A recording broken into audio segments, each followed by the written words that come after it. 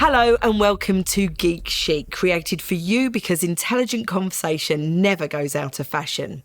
This is the home of business brain candy, and on Geek Chic, we invite subject matter experts in to give their insights into how their brand of solutions impacts businesses' bottom line. That's the P&L, not the VPL.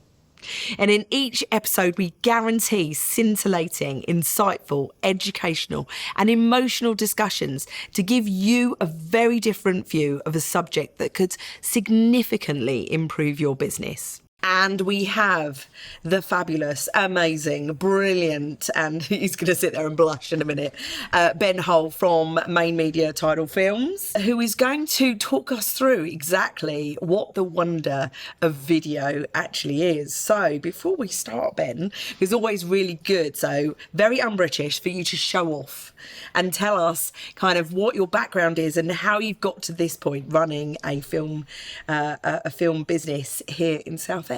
Well, I've been involved in production for about 25 years and I got my start in the East End of London. I did something totally different beforehand. I ran community education projects around sexual health and drug misuse, and I started making films with clients of those projects just as sort of something to do. I'd got interested in video myself, and it felt like it would be a good way of people learning how to tell their stories and share their experiences and, you know, do something that took their mind off other slightly less positive behaviours that they were involved in. And that was a great experience for me because it was about process really, and it was about learning as I went along. And I guess off the back of that, I started editing films. Taught myself to edit on a system called Avid, which had just become sort of available for mere mortals. It had finally come out of very expensive production houses in central London. And then worked my way to a point where I was able to get a job as a VT operator, videotape operator in a small studio in the East End, and then slowly worked my way up to become an editor. And I was an editor in one shape or form as a freelance for probably about 15 years. And I've cut everything from feature documentary, promo films, like countless charity appeal films, education content, broadcast TV, and I've done that at both offline and online, and that is your storytelling, structure-based work in offline edit, and online, which is actually program finishing for broadcast, so colour correction, audio mix, graphics, that kind of thing. So that's my professional background, if you like. And about 10 years ago, I moved to Southend, and I'd always done a bit of production, but I decided I wanted to start concentrating on that, focusing on being able to do that for all sorts of different organisations. And now we're a small team. I'm lucky enough to work with two fabulous young women, and we're surrounded by a very able team of freelancers, and we make content for anyone who needs it. Wow, so you've got a really broad background and have kind of pulled it all together.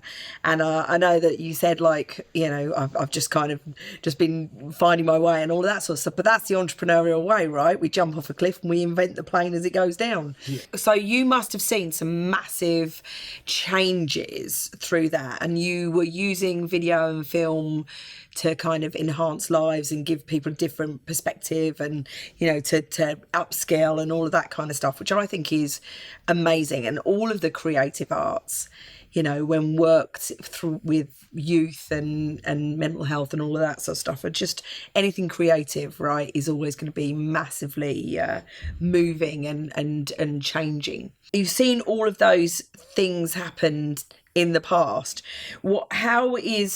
So when we sit today, it's a very different world. There's lots of things going on. There's lots of automation, AI, all of that kind of stuff.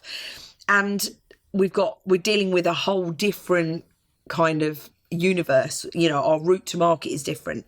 Businesses having to find new ways of communicating to their customers. So how is video and film a powerful tool, a powerful medium or tool for businesses in today's marketplace? Well, you're absolutely right. Fundamentally, the route to market for content has changed beyond all recognition from when I started out. I mean, back then, film and TV was very gate-kept, but now pretty much anyone can start their own YouTube channel and go on to become fabulously successful if they've got the right kind of content and they find an audience that they can speak to. So that's a huge change. You no longer need permission from people who've got power to commission a piece of content. You know, even 10 years ago, what we're doing today wouldn't have really been possible in quite the same way.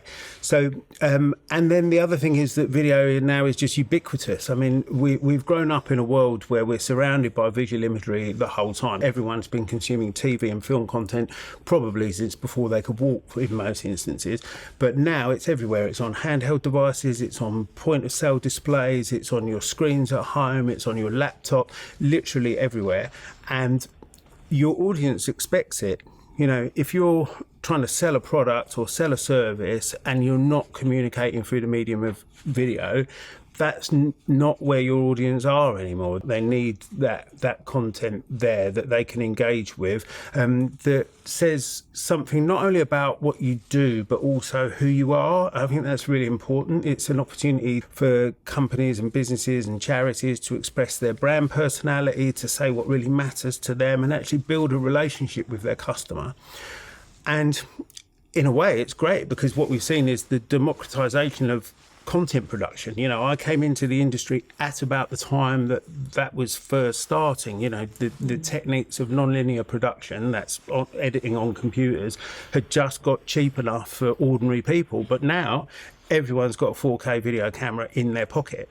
So the opportunity... That's like a huge opportunity, right? The opportunity to produce material is greater than it's ever been. And it's something that every business, every charity should be taking advantage of. There comes a question then about what makes what we do different to the mobile phone in your pocket. And I guess that's about storytelling skills, structure, the ability to build edits, the ability to, you know, deliver a project that's aimed at a final outcome. And that's what we're about as a company, really. Yeah, brilliant. So coming with smartphones and all the rest of the stuff, is that a good thing? We've all got the opportunity to, you know, talk into our cameras and speak to the world and do all that. I do it, you know, I literally just walk around and whatever comes into my head, I'm sitting ranting about it. Doesn't necessarily make it good or useful or any of those things. It does build relationships, like you said. But what do you feel are the kind of benefits and what are the drawbacks of kind of having everybody, you know, making a lot of noise? That's the key drawback, is how do you get noticed? How do you stand out? And I guess also video content serves lots of different purposes, and that kind of piece to camera, social first video content is very good for kind of in the moment immediate content where, you know, you're documenting your day or you're documenting what's going on for example for us on a production shoot. But it's less good for those kind of considered campaigns when you're setting out with a specific outcome about what you want some material to achieve for you, and then you need a bit more thought and planning and preparation to go into the front end of it, and maybe a bit more in terms of production quality. And I guess also it's very important to think about the audience that you're speaking to. You know, if you're making, for example, TikTok style video content, you know, that's going to work really well if you're speaking to your Gen Z B2C audience, but maybe less well if your target audience is, you know, the C-suite members of boards of FTSE 100 companies. So you need to choose the right path, the right medium.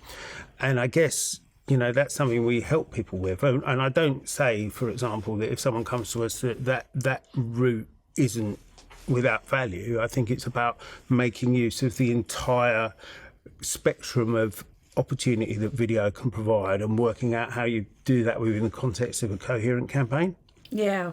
So what would you feel are the key benefits for video and filmmaking to businesses? Number one, I think, is it's about story. I think that human beings are hardwired to appreciate and enjoy story. If you think about it, those cave paintings 35,000 years ago, those are people communicating via images. And so human beings are really used to that. And they love consuming content in that form. Yeah. Film is a really, really powerful medium. I was thinking about this before coming along today, and probably other than the printing press and perhaps the internet itself, it's the most powerful medium of communication that's ever been invented. It has the ability to generate an emotive response out of that combination of pictures and sound. If you ask someone the question, do you have a favourite film? Do you have a favourite TV show? Almost everybody will be able to answer that question. And you say, why is that? They almost always couch their response in terms of the emotional appeal that it has for them, how it makes them feel. And that's what film has the power to do for organisations. It can make people feel something about your brand. It can make people feel something about your business and the service you provide or the cause that you're promoting in a way that makes them then take action. And that's the thing, isn't it? Because actually we are hardwired for storytelling. That's how we remember that rhythm, that kind of the way that stories are made up is intrinsically how our brains retain information, right? And on the emotive side of things, I mean, I'm talking as a sales director, right? I know full well that unless you've got to have a strong and urgent need, but you need to speak to people on an emotive level. As you know, you've gone through my training, and speaking more emotionally about your business, putting that together in a more emotive way so that it can connect with an audience. Seems like a really simplistic thing, but it really isn't, because people don't do it, right? No. You know, so for me, maybe film makes a difference and video makes a difference because it's almost giving you so many different angles. It touches you in different ways. You've got sound, you've got the visual, you've got tonality, you've got subject matter, you've got all of those things. You know, so it's like, for me, that's the reason why we love it so much. And I think so, I read somewhere we sense movement before we sense anything else. So if we're attuned to movement, then moving pictures, right, that makes sense, doesn't it? So we've got a why, yeah, it's about how do we communicate, how do we connect with our audiences. You know, in the end of the day, a business can't do or be anything unless it has people consuming it, unless it has people buying what it is we're selling. So where do you start? We start with the outcome. What is it that you want this piece of content to achieve? And I think that's a really key thing. I feel often what happens is the focus becomes the creation of the piece of content itself, so the actual making of the film, and really that's halfway through the process. Early on, you need to be thinking about what is it you want this material to achieve for you. And then once you've worked out what that is, you need to think about who's the audience, how it's going to be delivered, and what's really going to resonate with them. That's the kind of process that we start from. So we're thinking about, okay, so what is it you want to achieve? And then who is the audience you're speaking to? What does success look like for that piece of content? And then we work backwards to build a story or campaign that meets those needs effectively. Do you think, I mean, like, I speak to businesses all the time, and I'm not even sure that people even focus on outcomes or what they want to achieve, but it seems like a really sensible thing to say, but I don't think that people always know. So when you're speaking to a business and they saying, oh, well, you know, we want to achieve this and that, do you feel that they know what they are actually, what outcomes are possible through film? Or do you think that they have like a notion, oh, this will be a nice idea? Yeah, I think that's absolutely the case. I mean, I think very often people see video content as a nice to have. That's because sometimes it can be quite difficult to work out what the ROI is on a piece of content. You know, it goes out there into the world. How do you know how many buying decisions that's influenced? What we do know is where we are able to track those kind of things, the video content performs very well. So I've got a couple of examples. The first is we made a series of films for a fostering agency last year, and they were targeted at a very specific group in East London where they wanted to attract more foster carers. The fostering agency spent £6,000. They made 5 individual pieces of content out of that. That's 2.5 minute films and then a whole load of short cut downs. They spent £2,000 on Facebook ads, and what that did for them was it got them 55 new leads for families who were interested in coming in and fostering.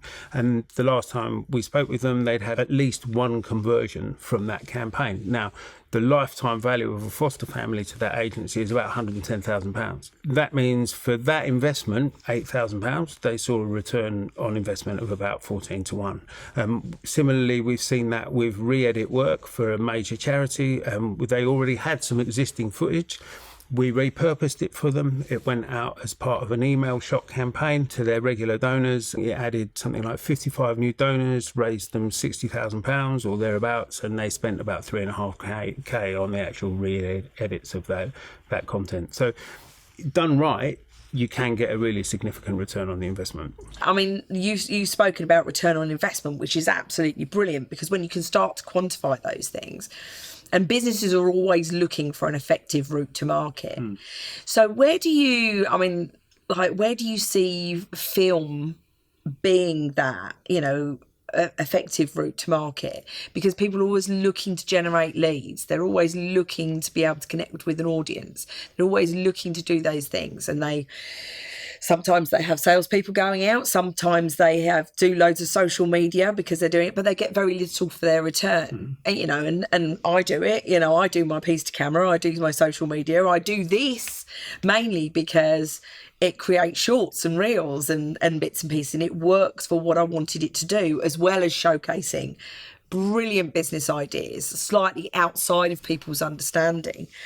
But how does that relate to kind of businesses? How can they use it? What do you think is the route to you, I guess? There's a few things. I mean, firstly, visibility is really important in the marketplace. People have got to know you're there. It's very unusual these days to have a USP. Genuinely, there's no such thing. Don't start me on USPs, Ben. So if you're a business that does, let's say, accountancy, you are going to do the same as every other accountancy firm, and you're going to say all the same things. You're going to say, "Oh, we're really efficient and we're honest and straightforward, and we're great with our customers." Yeah. So actually, the piece about the personality of your organisation and what makes you different and what makes you stand out, that is the differentiator over and above the services you provide, because pretty much everyone provides the same services. So I guess that's really important.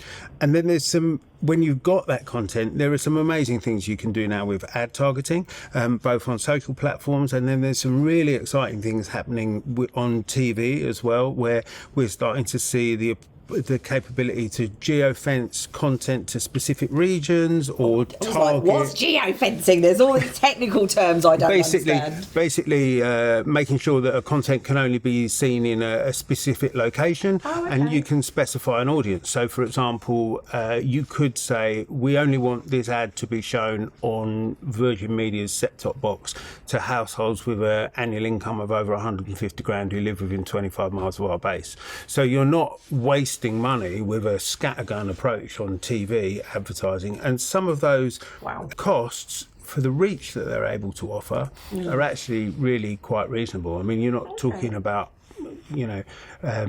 tens of thousands of pounds to do that. So, and I think there are real opportunities around personalisation coming forward. I think we're going to see way more of that in the future. Probably AI helping generate advertising content that is specific to you. So there's lots of opportunities. But the main thing is visibility, tell your story, establish who you are as people, because people buy from people. I mean, that's what you've always said to us. Absolutely. And and consequently, the more you can be seen as human, real, invested in your local community, caring about your customers, sharing the stories of the people who make up your business, the more people are going to be identifying with you and much more likely to pick up the phone when they're looking for whatever product or service you provide. And quite often that's a long game. You know, if I'm buying, for example, legal services, it might take me a few times to establish a relationship with an organisation that I want to do that with. But once that buying decision has been made for the first time, then probably you're going to stay with them for the long term. People don't like to change, do they? But it is, like you say, that it's that differentiation piece, which is absolutely key. And like I say, with everybody, there is no USP. It's very, very rare that you have either a unique product or a unique way of doing things. What tends to come down to is actually the person that's delivering that service. You know, so so unique becomes you, right? And when I speak to businesses, that's what they talk to me about. They say, well, I can do this and I can do that and I've done this and I've done that. And that's great. That's great. But how do you scale that? How do you kind of make more of what it is you do? And how do you keep to those values?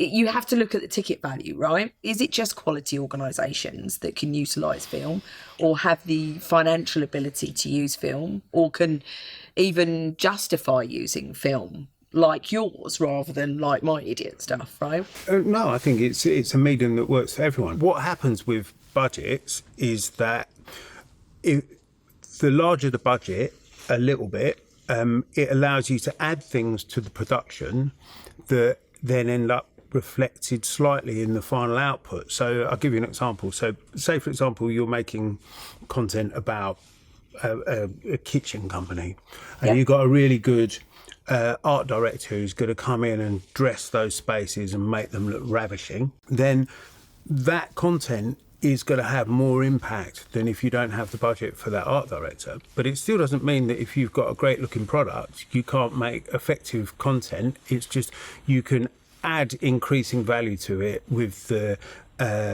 increase in budget. And the key thing really, over and above everything else, is the creative. You know, it's the idea behind it, because that's what the commercials like the John Lewis ads, for example, are delivering. They're delivering an idea very effectively, and what they spent time doing is thinking about the feeling that they want to generate and the relationship with the brand that they want that to generate. And I guess anyone can do that at any level. In a way, the easy part of the filmmaking process is the bit that happens on the piece of paper before anyone goes near a camera, you know, actually sketching out those ideas and having the creative debate with whoever your partner agency is or within your team and saying, okay, what can we do that's going to make, you know, feel fun and different and lively and reflect us in a different way, and then constructing that's what's the things that are going to make a difference. And that's what, you know, high-end agencies do all the time.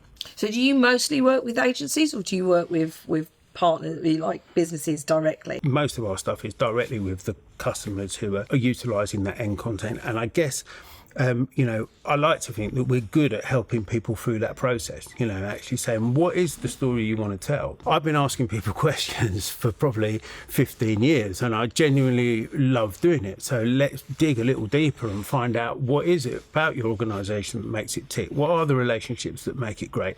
Okay, let's think about how we can explore that and make that feel different and lively and fun and engaging for your audience. So long answer to the question, but fundamentally, yeah, we work directly with businesses and we try and bring that skill around creative development to every project that we work on. So it means that they can come to you and you can write their story. When you come in from the outside, you see things differently. And when businesses are kind of, that they don't see the wood for the trees very often.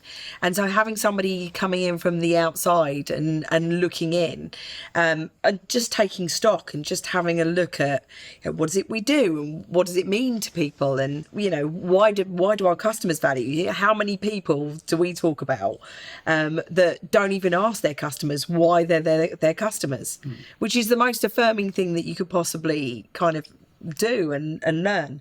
So what are the mistakes that businesses make? sort of your common mistakes? What do you see? They fall into two core categories, and they're the strategic creative things and then the practical things. And the strategic and creative things is they don't tend to hone down enough on who the audience is they're trying to speak to. Right. So it's very common for people to say, oh, we want to make something that appeals to everyone. Right. If it appeals to everybody, it appeals to nobody, right? Yeah, fundamentally, it's kind of impossible. So, so you really need to decide who the audience is. And then the other thing that goes along with that is people want to say everything.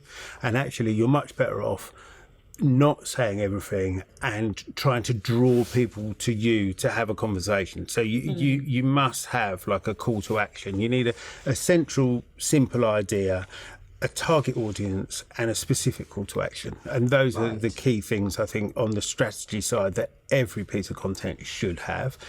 And then on the practical side, the challenges that are sometimes presented are people underestimate how long it can take to make a piece of video content. Okay. So we can turn things around really, really fast. We've just delivered a job yesterday that we shot last week. Which is insane. That sounds like that's really fast. It is quite fast and expensive. It should be expensive, right? Obviously, there's the triangle, isn't there, which is good, fast, cheap, and you can pick any two. If you want to make video content and you want to make it as effective as possible and you want to make it for as reasonable a cost as possible, allow time. Yeah. So approach whoever you're going to work with early.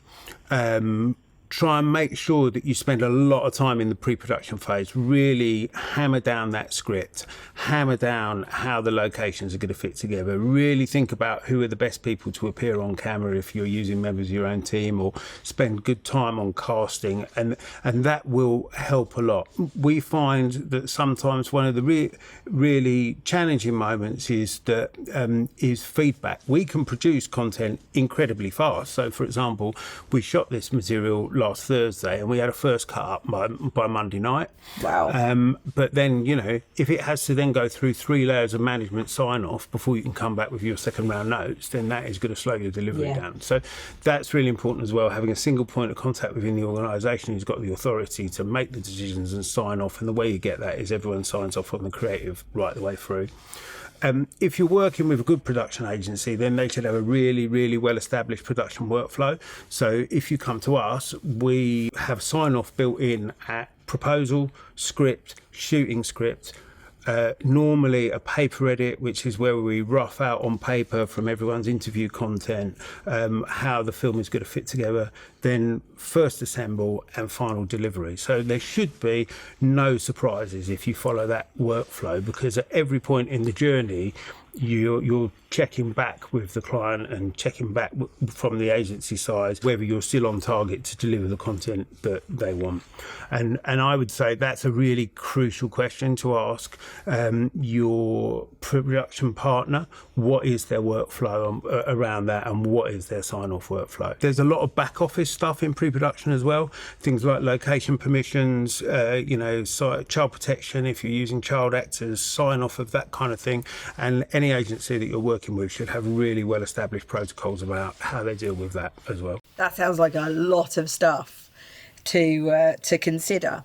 So do you think that puts people off, or because I wouldn't have a clue about, most businesses wouldn't have a clue about what it actually takes to make a film. Hopefully it shouldn't, because fundamentally that's why you use us, because we're across that. And you approach us, you say, I want to make this film, and we make it happen because we've got all those procedures in place and well established, and we know they work. And sometimes what you don't get if you're working with an organisation or an agency who don't have those kind of protocols is things drift, and mistakes get made, and your post-production goes on forever because you haven't got an established workflow for dealing with that.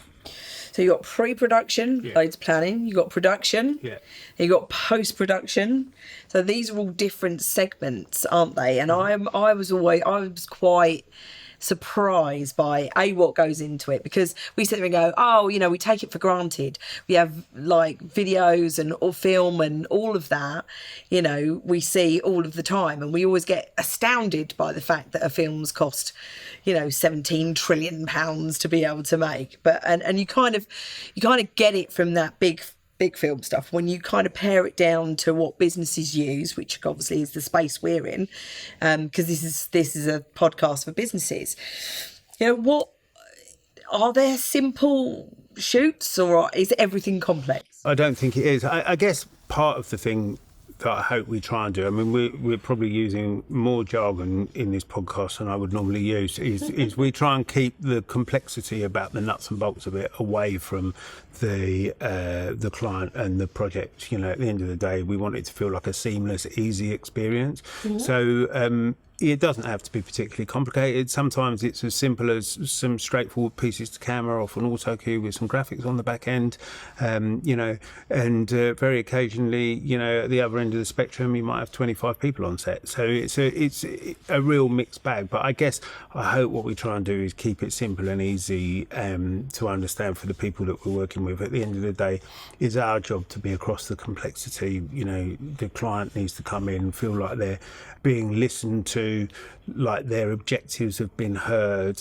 and you know, we want to make it a fun, happy, seamless experience for everyone. I guess, you know, we do pride ourselves on the fact that most people come away from our sets thinking, oh yeah, that was great fun, everyone gets on and has a really good time, even though, you know, we're having to deal with lots of different challenges during the course of any given production. So that goes to the simple stuff, which is brilliant. How do you handle a complex shoot? What does a complex shoot look like? The complexity is a project management task fundamentally, and having really good systems in place that you use for every project, so they're fundamentally the same, is really helpful.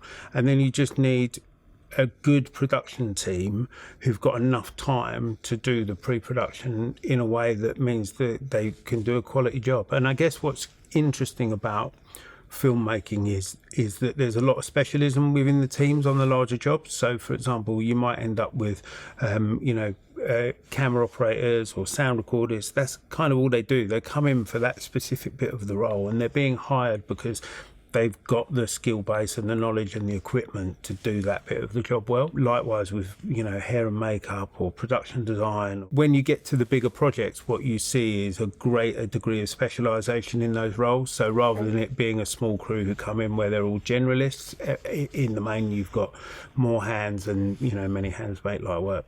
And does that make a difference? For sure, yeah. I mean, I'll give you an example on camera. So we work with a load of really great cameramen, and they've got brilliant kit. But if you're shooting on, for example, zoom lens, it's a really different look to like prime lenses. They have a really wide range of different aesthetics, but to use those effectively on a set, you also need somebody who's solely responsible for focus. So if you're making the decision that you're going to go prime lenses for a specific job, then you probably need to add somebody who's a focus puller, and they're solely going to be in charge of making sure everything stays sharp in front of the camera. And that does make a difference to the final look of the work. What does that mean to businesses? I guess one of the things that bugs me a bit about video content sometimes is that, you know, what your video content says is what you think of your own brand. Okay. So if you put out stuff that looks or feels a bit rough, are you saying I don't really value my brand?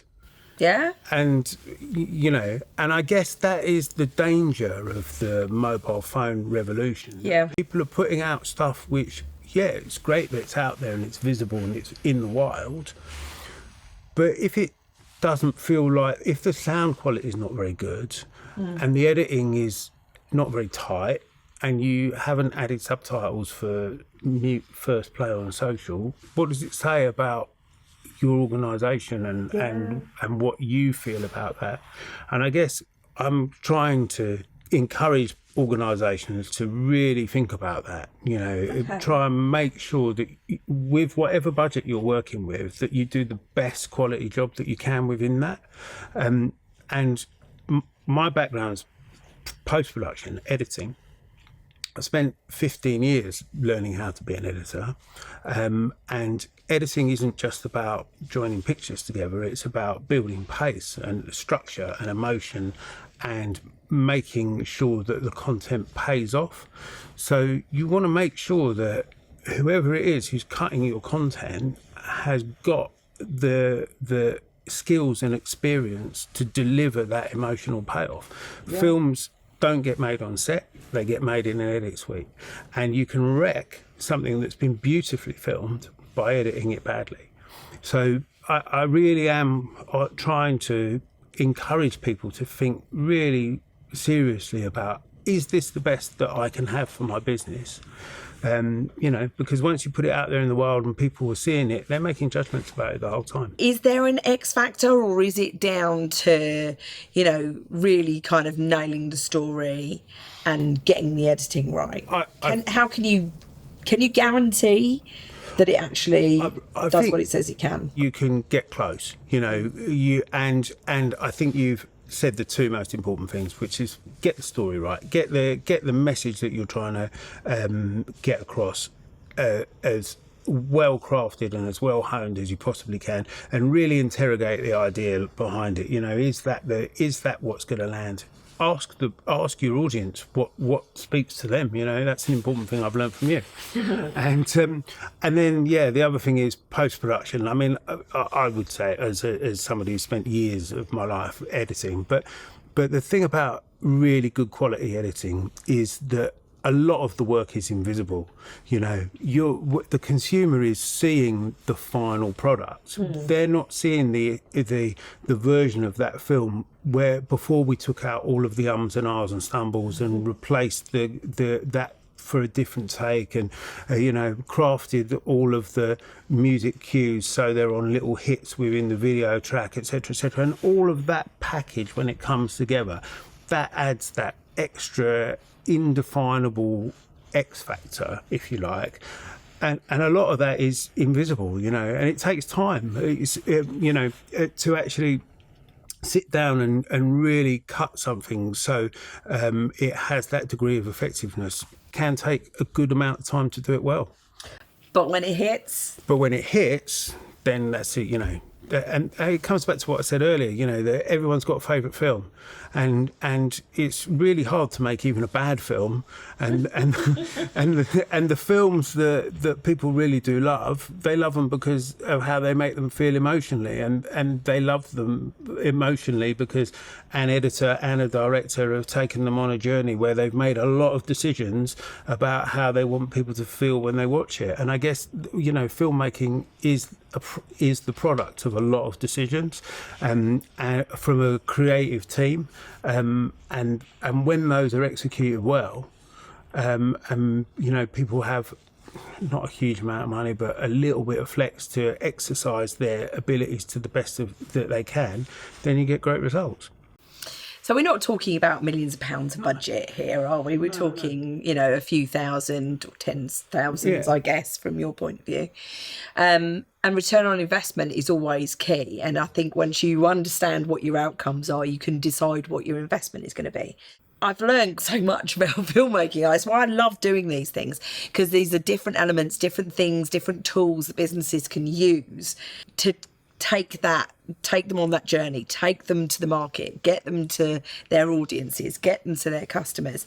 And I guess we're so used to kind of adverts, films, all of those kinds of stuff. It feels a bit old school, but we're used to it. And storytelling and all the rest of the stuff. But what about the future? What does the future hold? There's a lot of people saying that we can automate everything, or AI everything, or AI animations and all of that kind of stuff. Again, it's a really interesting question. I think, AI is already there. It's already present. We're using the tools in some respects, as I'm sure loads and loads of businesses are, for things like subtitling and transcription and, all of those things, to automating the less creative parts of the process in order that you can spend more time on the creative parts of the process is a good thing. I guess that automation is only going to increase, and you're seeing a lot more stock footage that's generative AI now, and you're going to see more and more content that is solely produced in that sphere.